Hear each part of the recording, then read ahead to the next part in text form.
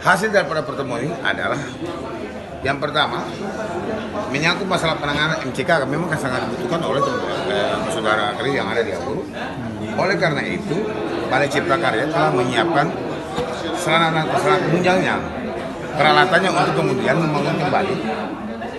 membangun MCK yang ada di Aburu atau serta yang ada di Aburu untuk pengungsi. Tapi nanti akan dikoordinasikan dengan Maluku Tengah untuk kemudian mereka menyiapkan perhubungannya untuk Desa Kariu dalam rangka membawa seluruh peralatan yang telah disiapkan oleh teman-teman dari Balai Cipta Karya.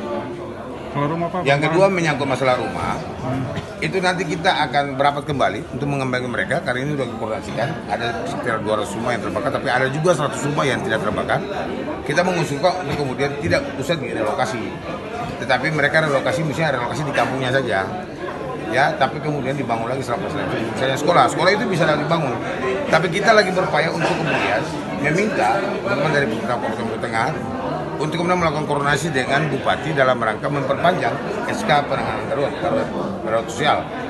Ya, untuk apa? Untuk kemudian teman dari Balai Cipta Karya, karena memang mereka mau membangun misalnya sekolah, itu juga harus ada status tanggap darurat, dan itu harus diperpanjang. Memang di dalam peraturan perundang-undangan itu kan 90 hari.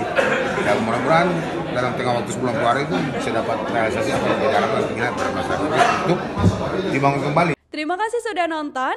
Jangan lupa like, subscribe, dan share ya.